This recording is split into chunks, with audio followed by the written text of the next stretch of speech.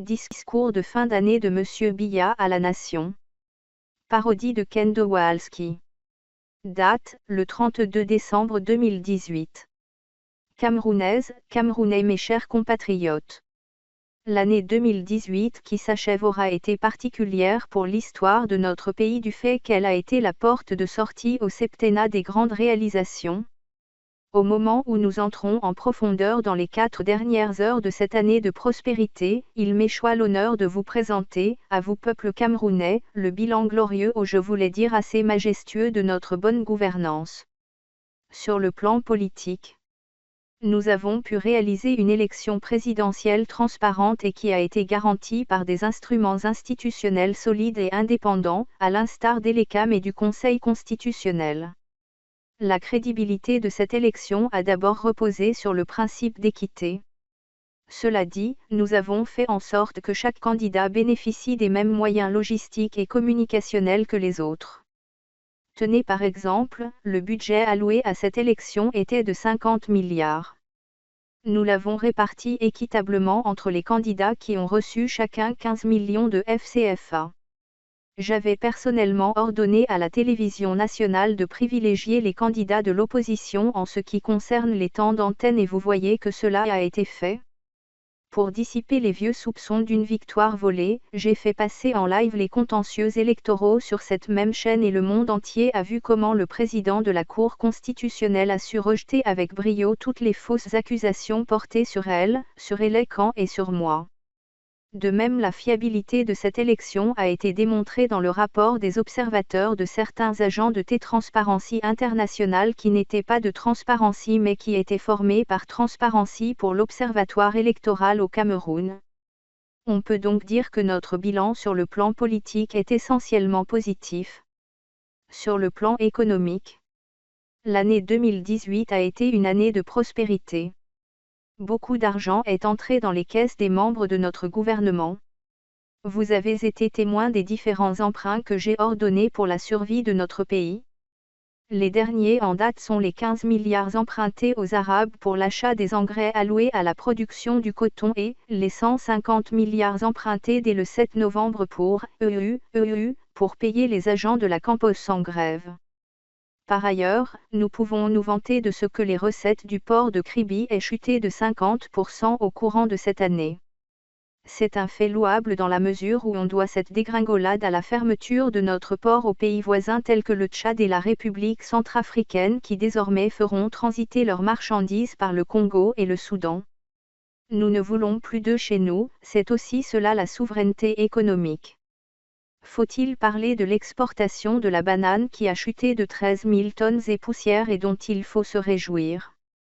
Tel était notre plan de lutte contre la présence française dans notre pays. Notre économie a donc été prospère. Sur le plan sportif, la Coupe du Cameroun a vu naître dans la sphère de notre football de nombreux talents. Nous ne saurons les citer ici.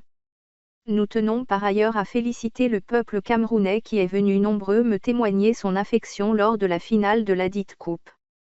Même si nous avons été absents à celle de la CAF parce que nous avons choisi de prendre notre temps pour organiser une finale inédite dans notre pays, nous ne le regrettons pas.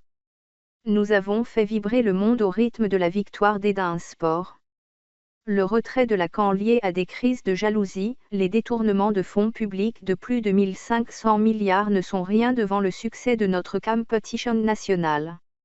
Et parce que les Camerounais sont grands, les Camerounais ne se laissent pas manipuler par de basses choses. En 2019 on fera avec les voleurs car la plus grande punition qu'un peuple pacifique puisse infliger à ses dirigeants est de les soumettre à de nouvelles épreuves pour leur permettre un rachat. Je vous promets que nous ne volerons plus. Sur le plan sécuritaire, la crise qui menace depuis aujourd'hui plus de 2 ans les régions anglophones de notre pays a atteint au cours de cette année sa phase bénigne.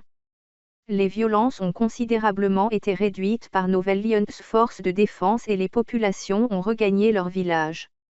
J'en veux pour preuve que l'élection présidentielle de ce côté-là a été un véritable succès. Les citoyens, fiers de mes résolutions pacifiques, y ont jeté leur dévolu sur moi à plus de 80%. Il y a bien entendu dans certaines localités quelques récalcitrants qui peinent à comprendre que la guerre est terminée. J'ai ordonné leur désarmement et vous avez bien vu comment l'un d'entre eux est sorti de la forêt et déposé les armes. La paix recouvre les dites régions à grands pas. Sur le plan religieux, j'avais fait venir au Cameroun le grand souverain de Malte, son excellentissime maître Sanguinito, afin qu'il bénisse notre république laïque. Depuis lors tout va bien spirituellement au Cameroun. Dans le domaine du transport, nous avons décidé de décharger notre compagnie aérienne de sa certification IOSA pour lui permettre de se concentrer uniquement sur les dessertes domestiques. Les vols internationaux aidaient plus les internationaux. Nous avons voulu privilégier cette fois les populations du Cameroun. Le chemin de fer Douala-Yaoundé-Douala est, depuis le mois d'octobre 2016, placé hors service car nous avons décidé de sanctionner Bolloré qui est le propriétaire du transport ferroviaire dans notre pays.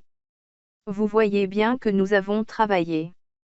Sur le plan énergétique, l'un de nos plus grands succès aura été de faire sombrer la capitale économique de notre pays dans une obscurité qui a duré 6 jours. Le port et l'aéroport étaient particulièrement visés car nous avions appris que la France, qui gère ces deux entreprises de notre pays, voulait nous coloniser à nouveau. Donc ces coupures ont été le fait d'une stratégie militaire camerounaise, Camerounais mes chers compatriotes. Vous pouvez ainsi le constater, 2018 a été un véritable succès dans l'application de notre programme de bonne gouvernance. Elle est vue d'ailleurs comme le socle de notre politique de grande réalisation qui nous permettra de déboucher dès 2019 sur nos grandes opportunités. Car au-delà de ce qui précède, nous avons poussé nos jeunes boursiers du Niger et de la Côte d'Ivoire à jeûner pour la purification de leurs esprits en ne leur envoyant aucun sou pendant plus de 6 mois.